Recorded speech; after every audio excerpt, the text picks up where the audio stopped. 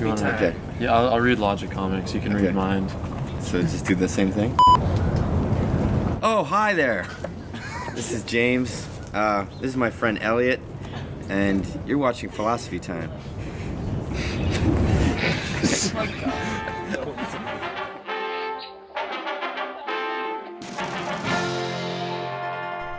Okay, so tell us, what is a metaphor?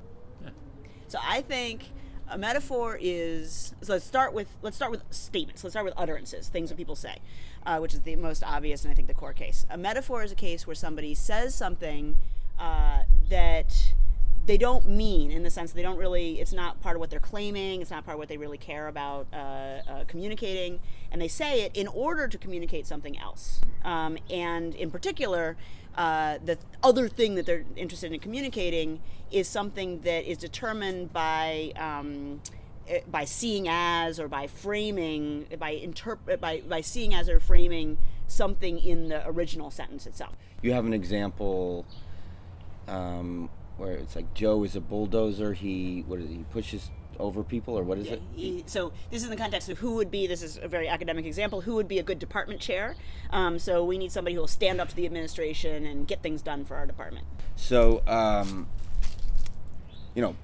we're all thinking of different bulldozers. Maybe I'm thinking, I have some image that's, maybe this isn't of interest to you, but I have some interest, like Joe's like half bulldozer, half man, or he's pushing over people, or that kind of thing. So that's actually pretty imprecise. Like, you wouldn't say that is as precise as maybe a mathematical formula. Good. Right? So okay, a few things to say there. One is, as you said in context is clear what you're getting at or what's going on, right? And that's one of the really important things that's both a strength and a weakness of metaphor, right? It means, so in context, we exploit assumptions and knowledge about what our interests are in context and about what we both know about how the world works in context to coordinate on particular meanings, right? So we're bringing all this rich stuff to bear, but it has to coordinate in that particular context. Mm-hmm. If we've got a shared context, then that is part of why metaphor can be a super efficient means to communicate, right? We're relying on this stuff that's really coordinated.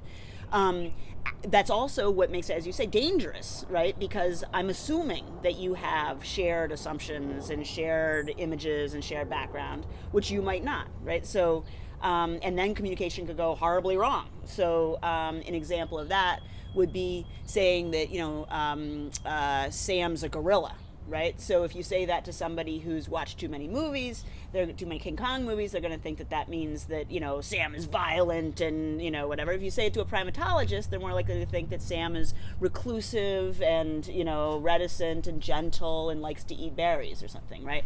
So you have to know your audience, or at least your audience has to know something about this speaker, and you have to be able to coordinate in this way. Mm-hmm. So that's the thing about, there's a danger of miscommunication. Mm-hmm.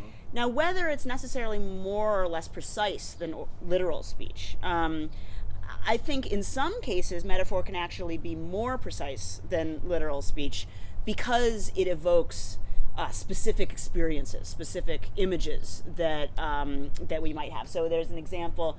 So Bjork was talking to a choir. She wanted to make a certain sound, a certain vocalization, and she said, make your singing like marzipan, right? And if you know what exactly marzipan tastes like, the sort of a little bit bitter, a little bit oily, a little bit, right? So that can start to lock you in on a pretty precise thing, right?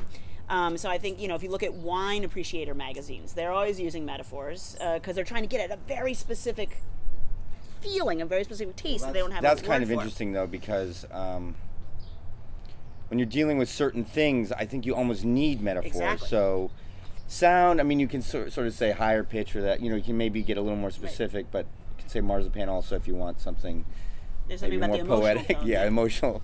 But maybe things like pain. Exactly. Are things that. Exactly. How do you relate your pain to somebody else? So especially without things metaphor? Where we can't point to the property itself, right? Yeah. I can't say, he was wearing a coat that was that color, right? And I'm talking about my pain. My pain is inside of me, right? The taste of the wine is not something I can show to you unless by giving you, a taste of the wine. And then I got to hope that your taste buds work the same way as me. So that's something that it's exactly in those cases spaces where you don't have access to exactly the same experience I do, that it might be really useful to turn to a metaphor where we do have shared experience and use that to pinpoint a certain similarity in an experience that's mine. Well, that was great. I had a blast. I learned a lot. Elliot probably already knew all this stuff. No, not by any means. Well, thank you very All right, much. thanks a lot. All right.